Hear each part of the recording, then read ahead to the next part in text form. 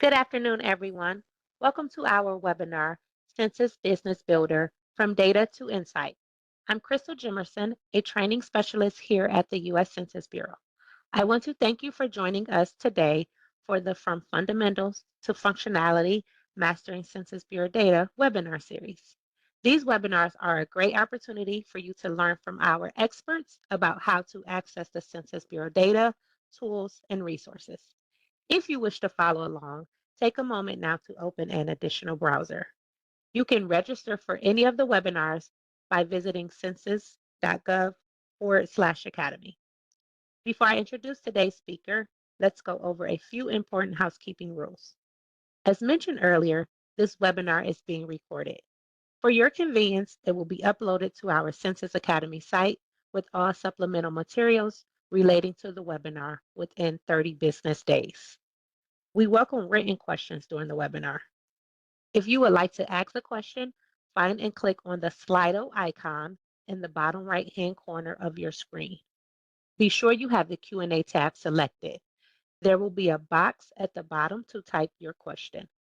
After you submit your question, you may need to click on the My Questions tab to see your response, and then click on View Replies to see our response.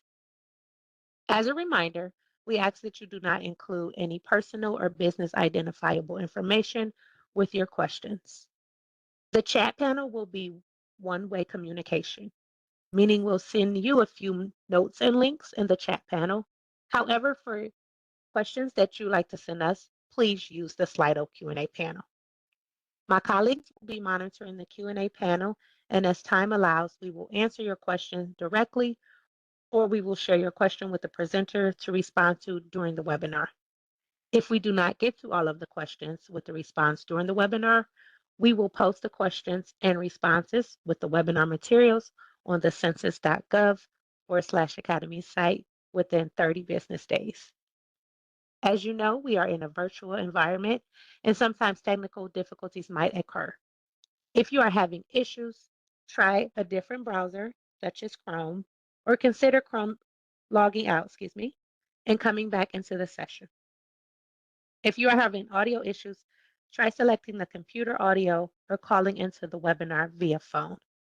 Now I would like to introduce our speaker, Nadal Gibran. Thanks again for being here today. Nadal, you may begin. Thank you very much, and it's a pleasure to be here with everyone. Thank you for joining us today. My name is Nadal Gibran. I am a branch chief in the United States Census Bureau's Economic Management Division. I'm also the technical lead of the Census Business Builder data tool. I also am part of that, I should say, is I'm responsible for collecting requirements and delivering enhancements to the tool, marketing, outreach. I also attend many conferences. I provide workshops and outreach activities like what we're doing today. So if you like what you see, or if you don't like what you see, either way, please let me know. I will share my contact information on the last slide. And your feedback is always appreciated because it's because of feedback from our customers that the tool has evolved to what you'll see shortly. Okay. So what is Census Business Builder? Let's start off with the basics. Census Business Builder is easy. It's easy to use. Census Business Builder uses plain language, tooltips, and provides an overall easy user experience. From the beginning, we've had a customer focus. So again, kind of going back to what I said in the intro, we've received a lot of feedback over the years. Census Business Builder is actually in its 11th year right now. So it's been quite a journey and an evolution from its conception back in 2015 to today in 2026. Again, if you do not see something that you would like to see in the tool, or if something isn't performing in a way that you think should be performed or can be done a little bit better, please don't hesitate to send me a note. We have the forward-facing external mailbox that I and my team monitor all the time during business hours. So we will respond to your messages within a few hours of receiving them. We provide access to census data and more. So again, when we first launched the tool way back in 2015, we only had Census Bureau data, which is great. But soon after that, we realized that there was a great benefit into combining data from other government agencies, such as the Bureau of Labor and Statistics and the U.S. Department of Agriculture. And we also have data from third-party providers in the form of our consumer expenditure data. We are using the latest technology. Census Business Builder was the first tool to make it into the cloud at the Census Bureau. And best of all, it's provided for free. You'll see at the bottom on the right-hand side, there's a link that will take you to the directly to Census Business Builder. So I highly encourage you to go to the census.gov website because there's a lot of information about the tool. We've got handouts that help use the tool and will introduce you to all the features available. So it's very highly recommended that you bookmark our Census Bureau Census Business Builder website and check in frequently because we do make changes and updates to the website as we enhance the tool. So this slide talks a little bit about the user experience with Census Business Builder. We've designed the Census Business Builder to allow for a positive and enriching user experience. Census Business Builder is useful because it can help generate customizable reports that can serve as business plans, marketing plans. It can also assist with economic development planning, and it can be used for emergency preparedness and response. The Census Business Builder is easy to locate. You can get to the application directly from our website, census.gov, or with a simple search with your preferred search engine. The application is accessible across all mobile devices. We refer to this as mobile optimized. So during this webinar, I would encourage you to just pull out your smartphones or whatever devices you have and kind of follow along on your device and see kind of how it looks on your screen. It's designed to be optimized across all sizes of devices as well as device types running iOS or Android and that kind of thing. So again, if there's anything that looks funny, please send me a note. And it's credible. You know that you are looking at the latest and most accurate data because it comes directly from Census. And finally, the Census Business Builder is valuable and mission critical. When you first get to the application, you will see the option to take a tour. I would definitely recommend this for new users because, as you can see just from this animation, the application is packed with features. There's all sorts of things you can do. There's a dashboard at the bottom left. There's a nice map behind that. There's options at the top ribbon there. What do those do? Well, there's a tour that helps define everything that you see on your screen. So you can use a tour and just go through every card. There's about 45 or so. Or you can use the kind of this drop-down table of contents to jump to a section that you would like more information about. So again, for new users, definitely take a tour. And I would also extend this to more seasoned users. It would be helpful to refer to the tour every once in a while because, like I said, we do enhance the application. So there may be something new on the screen that you may not be familiar with. So that's definitely a very good resource for everybody. Okay, so here we're going to discuss some of the useful features of Census Business Builder. So when you're finished with your tour and you're ready to get started, the first thing you'll see probably, aside from the map, will be this dashboard at the bottom left-hand corner of your screen. We've organized the dashboard to allow for up to 6 variables or data items to be programmed into it. At the right side of the dashboard, we have 4 slots for 4 data items, and by default, Census Business Builder is programmed with the data items that you see on your screen. At the left, we've got room for 2 additional data items. This is for the primary and secondary map variable. Now, the difference between the data on the left of the dashboard and the data on the right of the dashboard. On the left, the primary map variable is reflective in the legend as well as in the map itself. So we've got total population as our primary map variable. You can see on the legend at the bottom right that we're looking at total population because we've assigned that variable as our primary map variable. Also, visually, if you look at the map itself, you'll see there's different colors, shades of blue, and a little bit of green, and maybe some light yellow. The primary map variable, like I said, is not only reflective in the legend, but also in the map itself. So if you would like to just quickly with your eyes, just see which geographies have a higher concentration of whatever item you'd like to see. So in this case, the higher total population, you would just look and sort of look for areas that have a darker shade of blue, because the darker the color means the more concentrated geographically that variable is located. So really important just to get an understanding of the difference between the primary and secondary map variable and those other data items. By default, primary map variable is set to total population. You are more than welcome to change that to whatever you like. You can also assign a secondary map variable as well. Okay, above that, we've got our region view. So this will allow you to identify a geography or a region that you'd like to evaluate.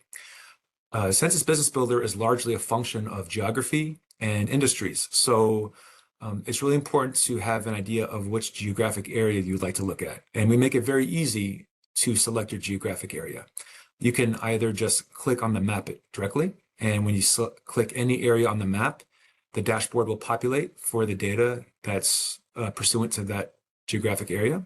You can also browse different geographic areas utilizing the buttons at the top left. So as you can see, we've organized in ascending and rather descending order in terms of the higher level geography down to the lower level. So starting at the state level all the way down to the tract. You can select any one of these geographic levels, and when you do so, the base map will sort of redraw itself to those new boundaries that are sort of governed by that new geographic level that you've selected. So in this case, we've selected county, and on the map below that, we're looking at all the counties that make up the observable area in our screen. Okay, so two ways that you can search for a geography. You can just click on your geographic level and pan around the map, or you can just type in your preferred geography into the search box. When you enter the first 3 or 4 characters, you'll get the search results that match those characters, and those results will be organized in descending order, in order of the highest level geography down to the lowest level that match your search results. And above that, directly, we've got the industry cluster. So again, Census Business Builder is made up of geography and industry. And this is where you'll go to sort of select that second piece of the function. So by default, we have selected all industries as our sort of our business or industry selection. And the reason for that is we need to have some sort of industry selected in order to render any business data. So we thought selecting data or defaulting to all industries is the best way to capture the state of the economy at any geography. And of course, you can customize and narrow down your industries by selecting the Custom Industries button, and then you'll be presented with different options for browsing different industries or selecting an industry or searching for an industry. In the middle there is what's called the Map Variables button. So this is very closely related to the left-hand side of your dashboard, where you have the option to select your primary and secondary map variable. Actually, they are one and the same. So you can either select your primary and secondary map variable within the dashboard itself, or you can select the middle top ribbon there, and you can assign your map variables that way. Filters.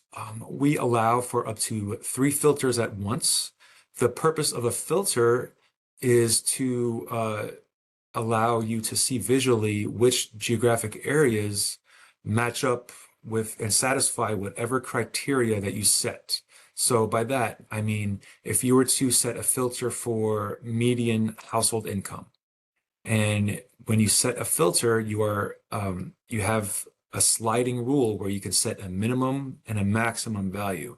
So if I wanted to see only counties in Fairfax, or rather counties in Virginia, that have a very high median household income, I would assign a filter for median household income and slide that ruler to the high upper limit of that variable. And in doing so, all of the geographic areas that don't meet that criteria will gray out, and I'll only see those geographic areas that meet that criteria. So it's a very good enhancement and a very good functionality, especially for those that are folks that are more visual learners or visual consumers rather. And below that, some different map variables options. The bottom two are you could zoom in and zoom out of the map. The top two, we've got reference layers and base maps. You can also upload your own shape files and kind of customize the way the map looks for you. The bottom right is our legend. Fairly self-explanatory. I'll say it again, the legend is directly linked to whatever you program your primary and secondary map variables to. So it's fun to sort of click around and assign different data items to your map variables and just see how the map itself will change as well as how the legend will change. And at the bottom left, we have our reports, which we will talk about now. So the reports are another huge part of Census Business Builder. And I will say that it's quite easy to spend the majority of your time right here in the map, which is great. The map is wonderful, it's beautiful, and there's a lot of interesting visualizations and insights that you can create and sort of acquire just from this one section of Census Business Builder. The limitation, though, with this map is that if you look at the dashboard, there's really only room for up to 6 data items. And the report here sort of solves this problem for you. We give you access to all of the data that's available in Census Business Builder for whatever geographic area that you're looking at. The reports are organized into different sections, and I'm going to go over this in more detail during the live demo. But at a high level, we've organized it into consumers/residents, and then all of the subcategories within that. So think of that as maybe your customer base. And then the next large section is our business summary, which is the sort of the business part of Census Business Builder. We've got data on employer businesses, non-employer businesses, revenue, workforce, that kind of thing. The report is interactive. It's something that can be shared with colleagues and friends and other interested parties and stakeholders.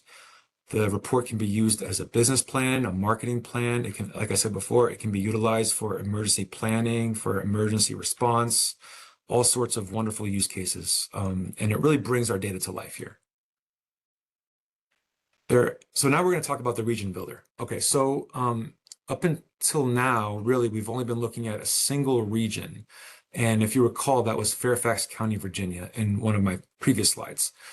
However, you're not limited to just one region. You can build what's called a custom region, and there's 3 ways to do that. You can build a region of either 2 or more geographies of the same type, so 2 or more counties, cities, places, metros, that kind of thing. You can also build a region of 2 or more geographies of different types, so you can kind of mix and match a custom region that's made up of places and then metro areas and counties all bundled together in one large custom region.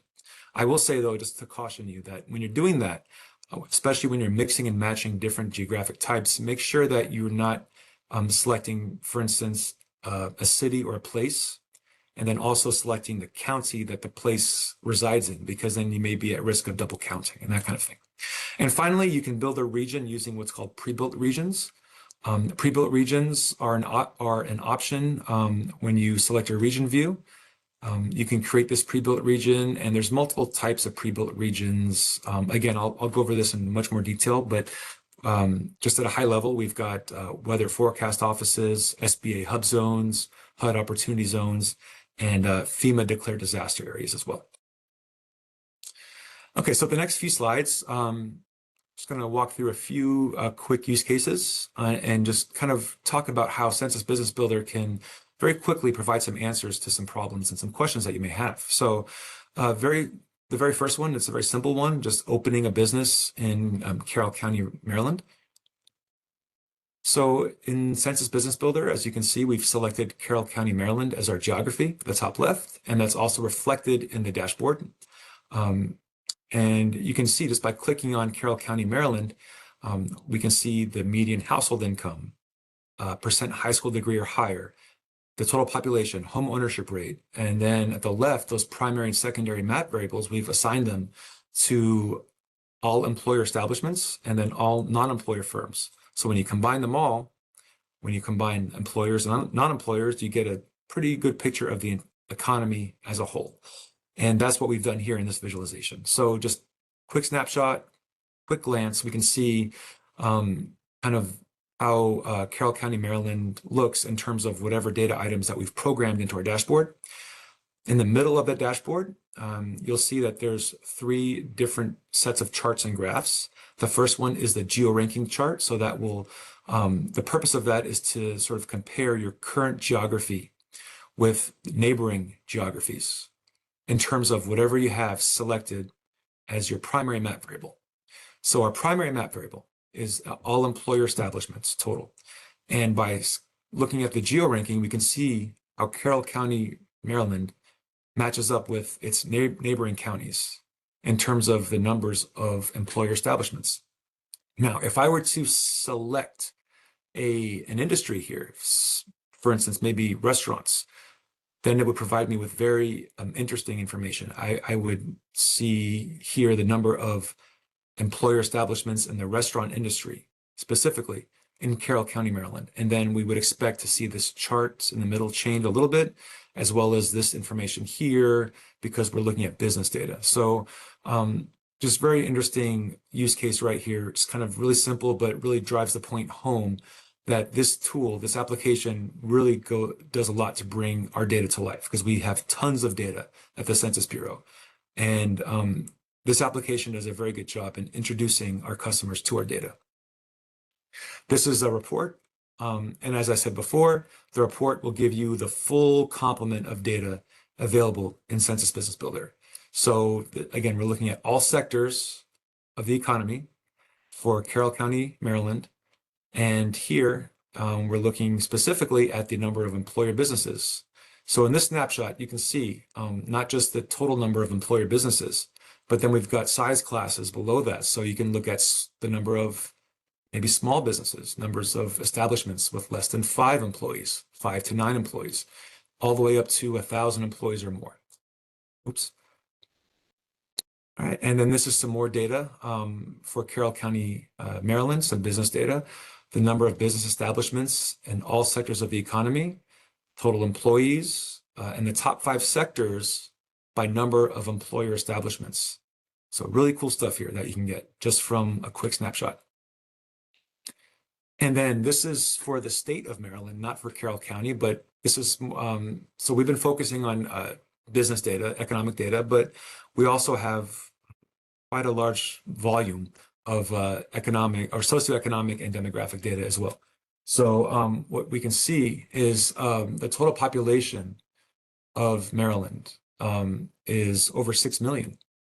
What you don't see here, though, and you will see in the report, is also a time series.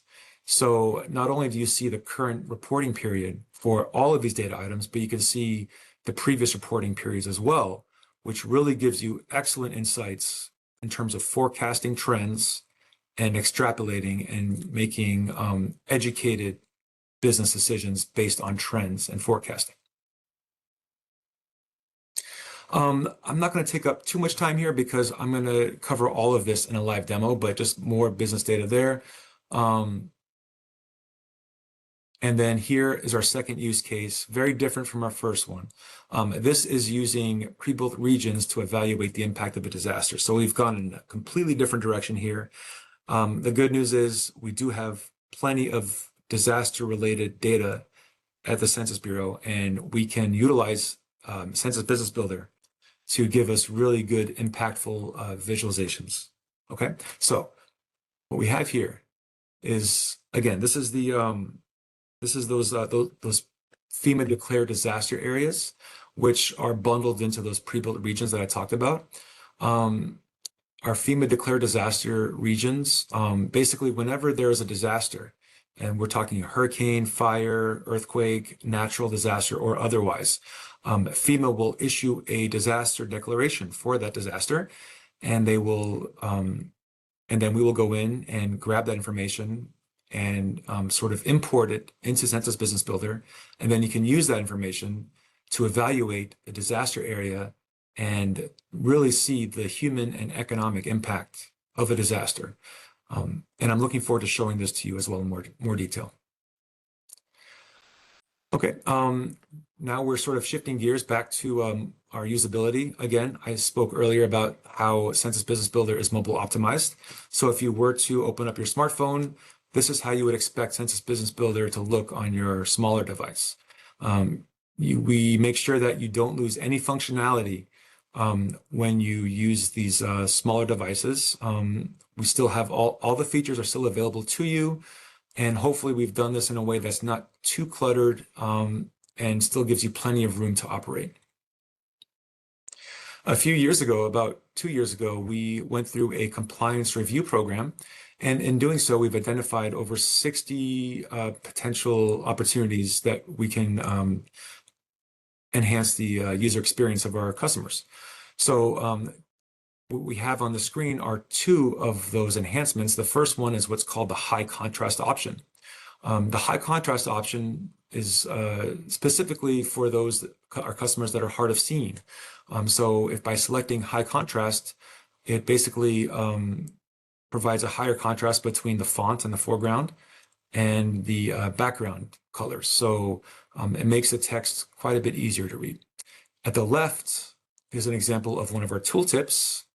If you have any questions about what you're seeing on your screen and you don't want to go through the tour, you can just hover over anything you see and it will provide what you see here, this tooltip, which gives you information about whatever feature you're looking at. All right, that concludes the PowerPoint presentation. I will now shift over to the live demo. Okay, so hopefully you can all see that I've switched to the census.gov website. So I'm going to first show you how to get to Census Business Builder from our website. Let's start here. So census.gov is our census.gov website, obviously. To get to Census Business Builder, you want to hover over Data and Maps, and then select Data, Tools, and Apps right there. And when you do so, as you can see, you're presented with all of our wonderful data tools here. And these are organized in alphabetical order. And there's quite a bit of them, quite a number of our data tools. That's why we have what's called our featured data tools at the top. And Census Business Builder is sitting here conveniently in the middle. So this is the Census website for Census Business Builder. And this is, actually, I would recommend bookmarking this website because we make updates to this fairly regularly. And I'm going to quickly walk through this website for you. All right, so right off the top here, you can see that we are currently operating version 5.11. Below that, some general key features of the application. And then really important, below that, we've got some version-specific information about Census Business Builder's current release. So again, we are in version 5.11. This is all the stuff that went into 5.11 specifically. Below that, these are some very useful flyers and resources that we put together for you. These can be used for your own use. These can also be distributed to colleagues and other interested parties as well.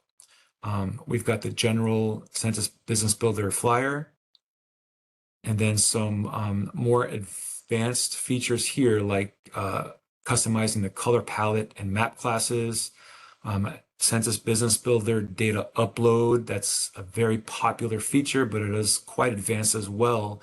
That's why we've dedicated a flyer just for that. And then here, the next one is a relatively new website or sub page that we've added. It's called Census Business Builder in the Classroom. And Census Business Builder can also be used in learning. So when you click on this, it takes us to this website here, Adopting an Entrepreneurial Mindset Using Census Data for Business. suggested grade level, 9th through 10th grade, and then some information about the material. And then we've got the teacher version of the course as well as the student version. And then the Bloom's taxonomy here of all of the competencies that are addressed in this training. So I think it's very important that we do these kind of things early on. We introduce census data at the learning level in school with our students, because this will really go far in our outreach and in awareness of our economic and socioeconomic data. We do much more than just the decennial population count. And these sorts of efforts really go a long way in educating our students and the population at large of the wonderful data that we have available to them for free. Okay, so that is the the student learning and student resources section. What I'm going to do now is go right into the application. All right, so you can get into the application by clicking this blue box, Census Business Builder. And when you do that, it takes you right here. So of course you have this option to take a tour. Clicking on that will start the tour, and everything that can be explained in the application is explained in the tour. Again, we've got 45 of these cards. And as we enhance the application, we add more to the tour.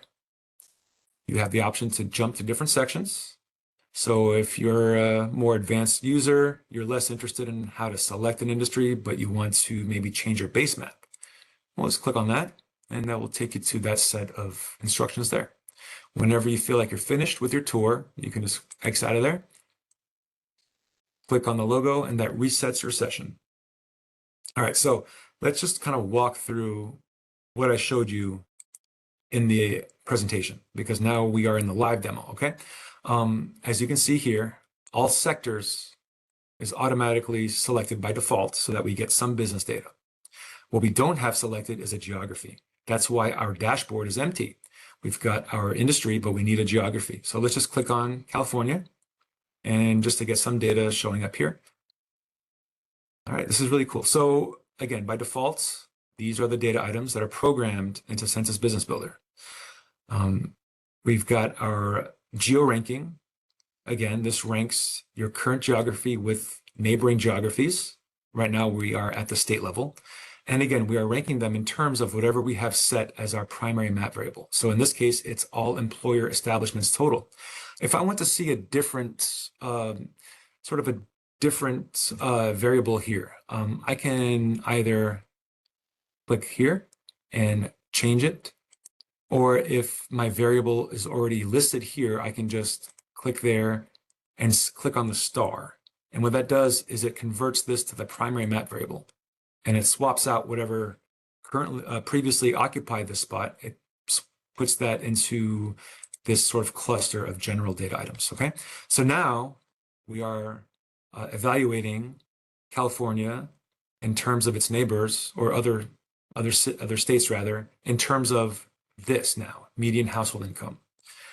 We also have time series. Again, the primary map variable drives whatever is compared here.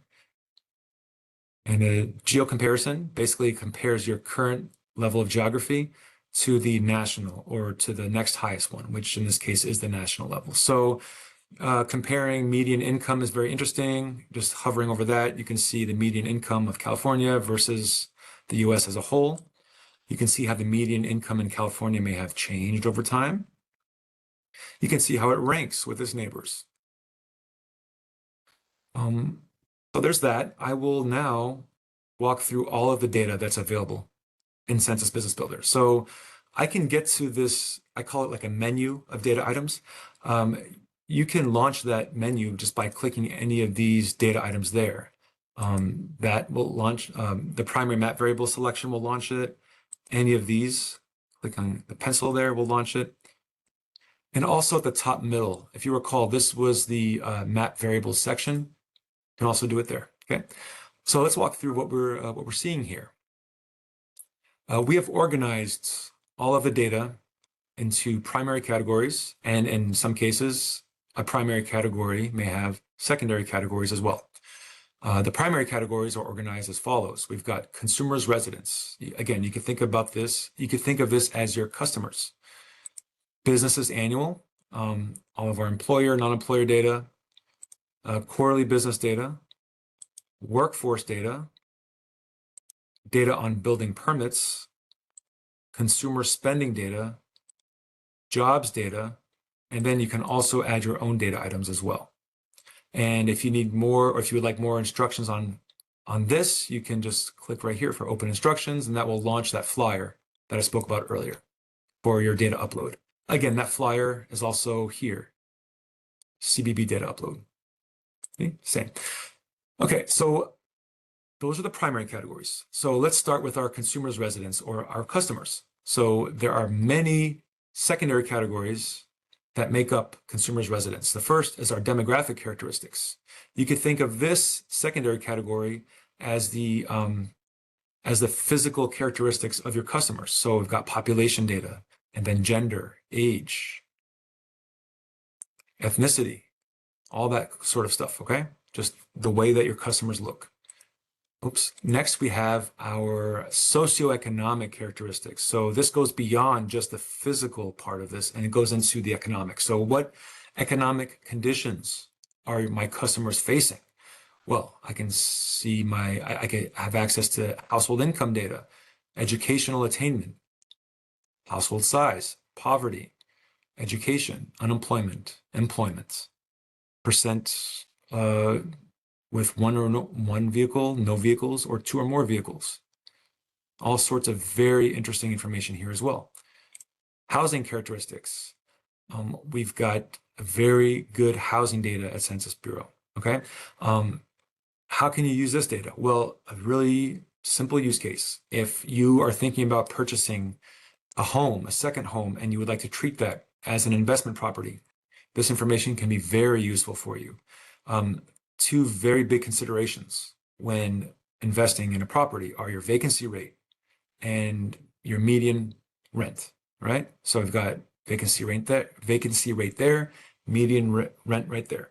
Vacancy rate, how long can I expect my property to sit there with earning no rental income at all?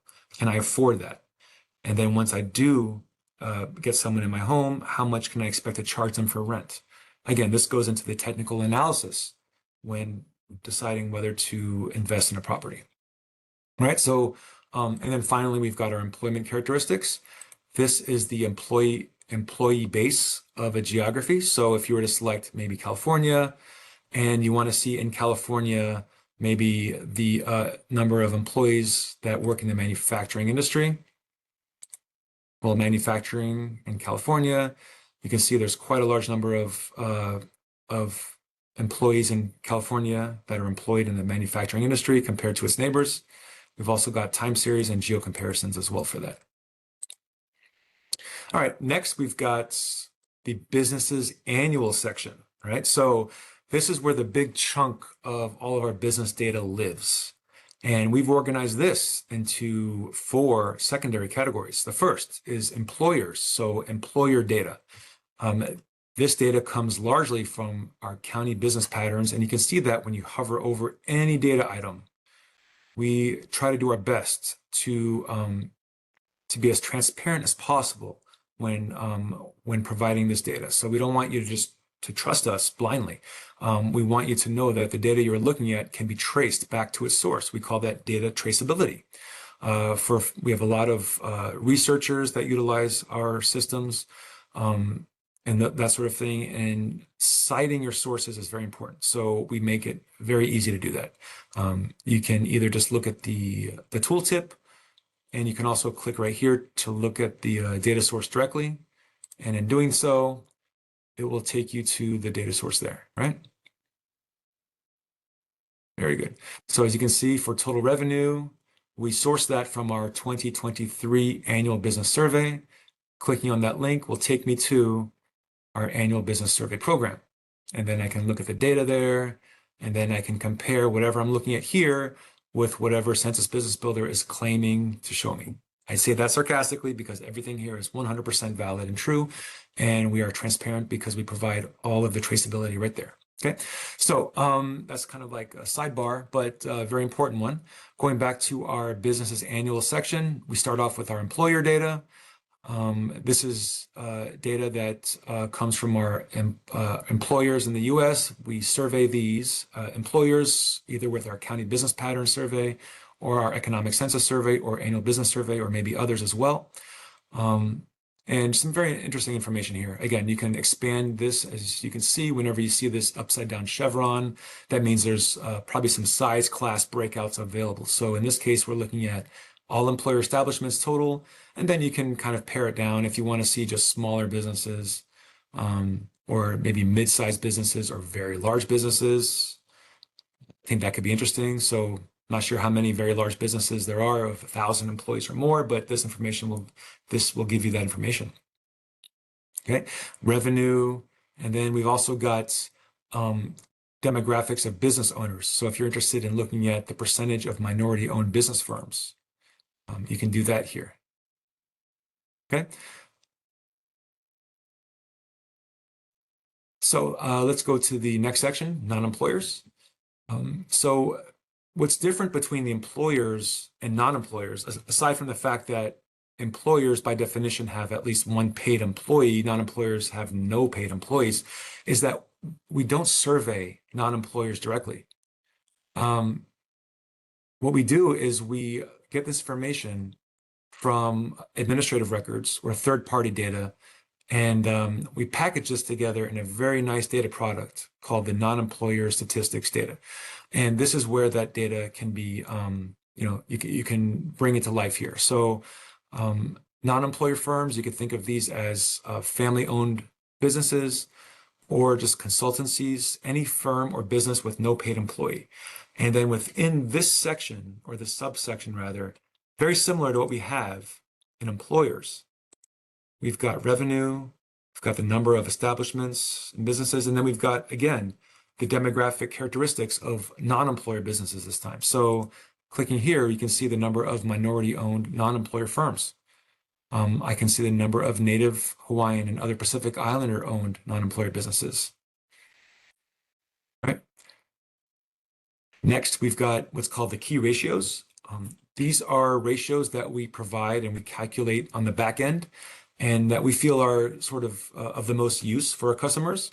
And those ratios are the average employment per employer, average revenue per employer in thousands, average payroll per employee, average revenue per employee, average revenue per dollar of payroll, and others as well. Okay. And then we've also got data for international trade. So imports, exports, and then imports and exports by mode of transport, whether it's air or vessel. Okay, so that was the business's annual section.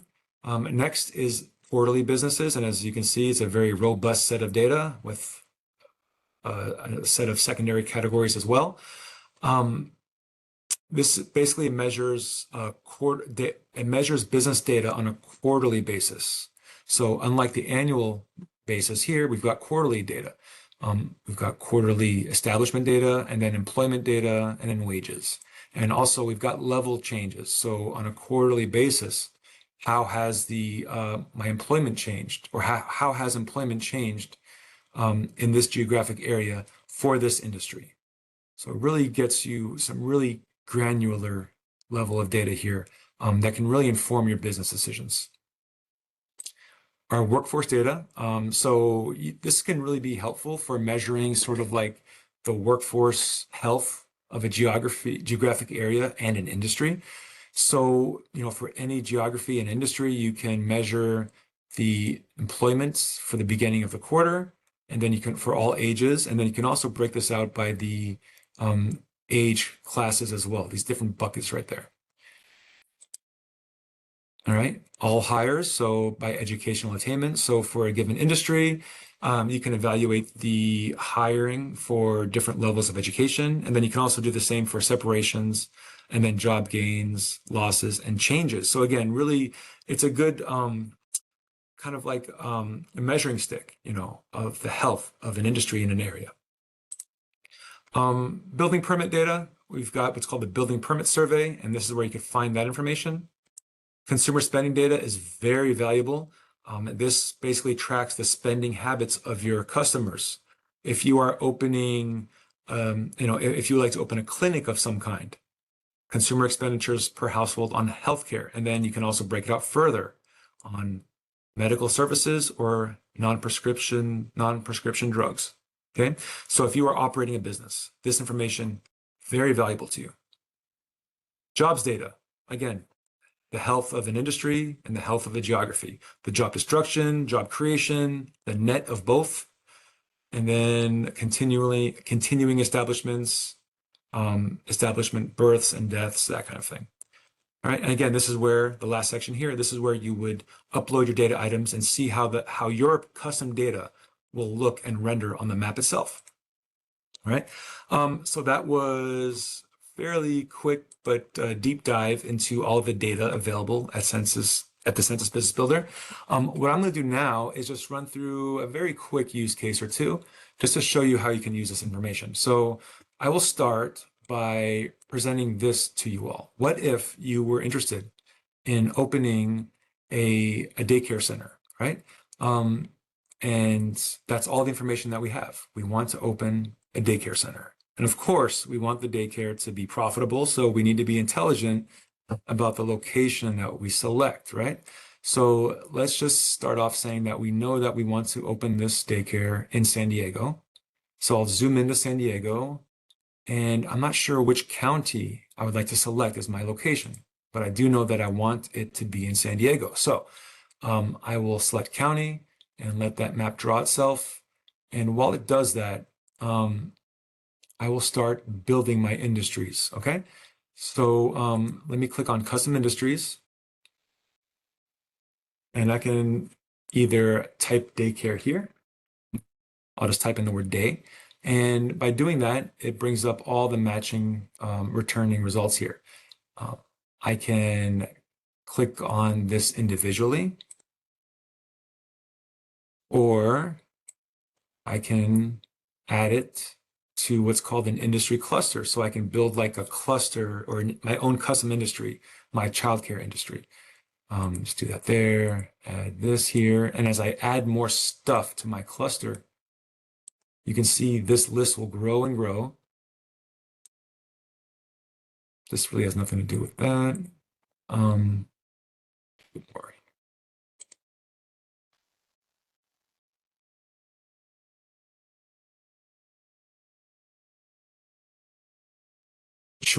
Child and youth services, childcare services. I think that's probably a good place to start. I do have a small-ish industry cluster, but an industry cluster nonetheless. So I can also give it a name. So I can just say child care industry. And as I type, if you look at the top, it will update automatically as I'm typing it in because it's completely dynamic. There's no need for me to click on save or apply or anything. All right, so I've got my custom industry there.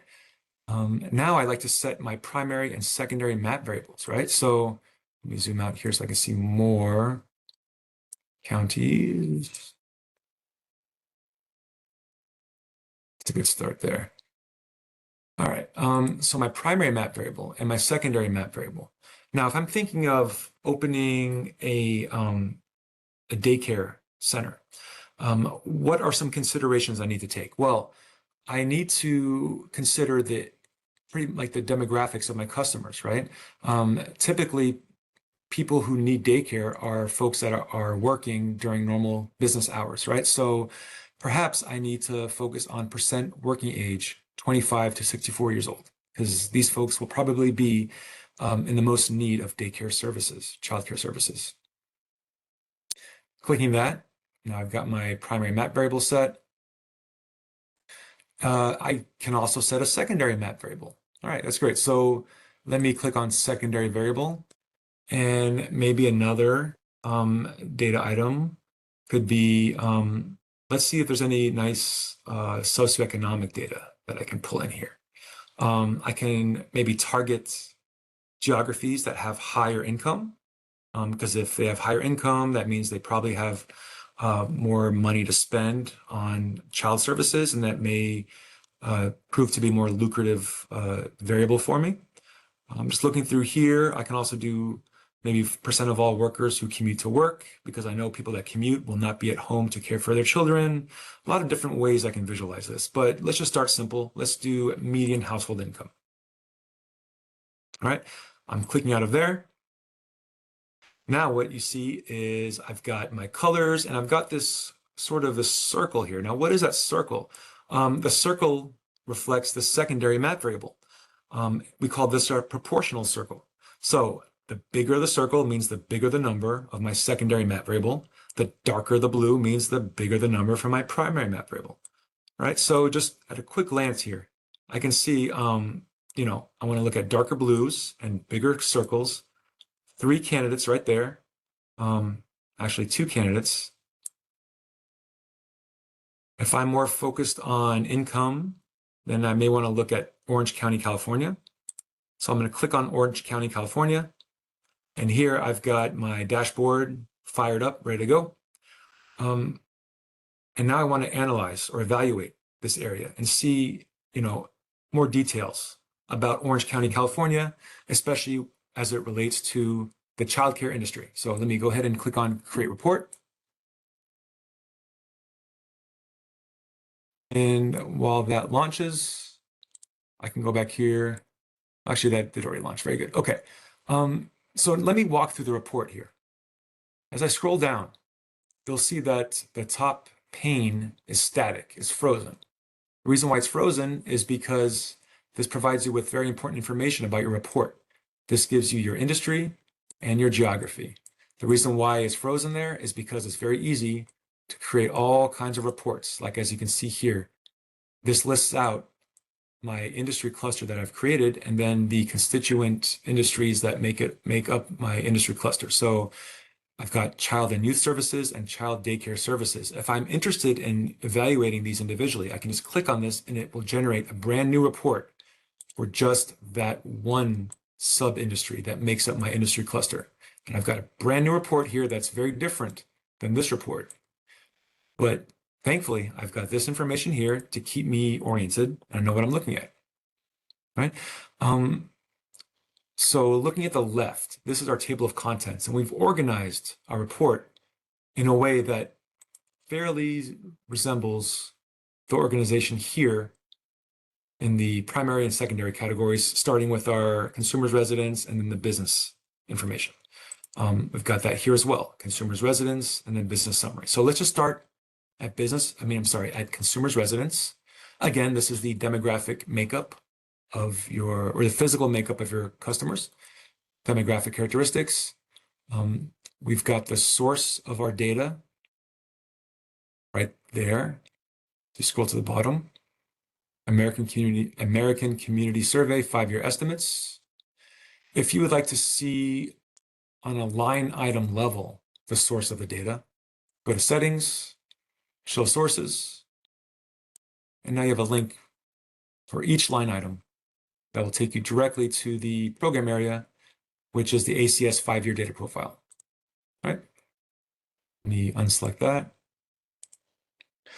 So looking at the demographic characteristics of Orange County, California, I can click on any item I like, and I will get a very nice time series, and then a geo ranking, which ranks the current geography with the next highest and then the highest one, right? So if I were to look here, I'm interested in folks that are of working age. I can see how this has trended over time, looks fairly consistent. I can do the same for anything else that may fit my use case at all. Percent under 5 years, obviously, very big one, because if I'm looking at a daycare, I need my customers will have children that are under 5 years that are not yet school age. So let's look at that. Looks like it's sort of slightly dipping over the previous period. Looking at socioeconomic characteristics, I can evaluate how income has shifted over the years and how it compares to the state of California and again to the US as a whole. I can do the same for average household size, and then people who commute to work, all sorts of different items here, and then their time series and their geo ranking as well. So the consumer's residence is only tied to your geography, right? So no matter what I select for my industry, none of this stuff will change. This is only mapped to the geography that's selected. If I were to change the geography, then this information would change as well. As we get to the business section, we start pulling in the business data as well. So now the business information is pretty much at the mercy of whatever I select for my industry. Okay, so that's a very important thing to keep in mind. The demographic, consumer stuff, socioeconomic, that is completely agnostic of whatever industry you've selected. It will not change. The business summary will change depending on your industry selection. Okay, so now we are looking specifically at the childcare industry for Orange County, California. And this is where all of my hard work earlier will pay off. I can see the number of establishments in this industry, in this geographic area, has trended this way, in this direction, over the past 4 or 5 years. If I'm opening a very small childcare facility, I can see how small facilities have trended. If I am planning on paying my employees, which I would hope that we are, I can see the average payroll per employee, how much I can expect to pay them. A slight dip in 2020, very interesting. I think, probably guess why. The annual payroll of employers. So on an aggregate annual level, how much I can expect to pay for employment. And then we've got some other data here that doesn't seem to be rendering, probably for disclosure reasons. So very interesting information there. We've also got quarterly business data as well, building permit data, and then business totals. I'm going to spend the rest of the time talking about the business comparison, which is where you'll find business totals, because I think it's very important as well. When we get to business comparison, we are drifting away from the point where we are dependent on our industry selection and back to where we are agnostic of our industry, because as you can see, we have data for all industries here. Now, why is this important? Well, I'll tell you why. So if we want to evaluate a geography, and let's say I am relocating to Orange County, California, and I am interested in finding, an employer or a sector to look for employment that pays fairly handsomely, right? I can use this and look at payroll data there, and I can sort it. And now I can see the sectors that pay their employees the most in this region right here. I can do the same for any of these columns. For instance, the same industry is represented in the top 5 for the total number of employer establishments. When we switch to non-employers, same situation. The total employment, so healthcare and social assistance seems to make up the largest share of employees and employers. So really interesting data and information that you can get from this chart. Same thing goes for our key ratios. So again, average revenue per employer, average payroll per employee, very interesting. So in these are the industries that pay their employees the most in dollar amounts rather. And you can evaluate this in many ways. So I can see the total annual payroll of employers. I've got these, professional, scientific, and technical services occupying the top spot. However, when I look on a payroll per employee basis, I see it has dropped down to the 3rd or 4th, and utilities pays their employees the most. So although some sectors may pay their or may earn more revenue or pay their employees more, on a per employee basis, the information may change. So it's important to sort of look at these in different ways, different angles, and we make this as easy as we can here. So that about does it for my live demo. I hope you found this valuable. Really interested in hearing your questions, as well as any feedback that you may have. And again, I would really encourage you all to send me a message. Hopefully you can see my final slide here for my Q&A session. As you can see, that's my name is Nadal Gibran, and then below that is our forward-facing external mailbox. It's a mailbox that I monitor during business hours, and I'm very responsive. So please send me a note if you see anything that you would like to discuss further. For detailed questions concerning the 2020 decennial, please contact 301-763-INFO or 800-923-8282. To schedule additional training with a census data dissemination specialist in your area, please call 844-ASK-DATA or email us at census.askdata@census.gov. And with that, I will turn it over to our host. Thank you. Excuse me, I'm sorry. Thank you, Nadal. Thank you for this insightful and detailed overview and also demo of Census Business Builder. We're always excited to explore the features of CBB in the webinar series, so thank you. I will get those questions over to you. We did have some great questions asked in the chat, so I'll send those over and then we will have those posted to the Census Academy site as well as the recording. Before we conclude, I'd like to thank everyone who played a role in today's webinar. We thank you, our audience, for spending your time with us this afternoon. We are very interested in hearing from you on how we are doing. Please take a moment to fill out the evaluation that will appear when you exit the webinar. That brings us to a close. We thank you again for joining us today and hope you have a great afternoon.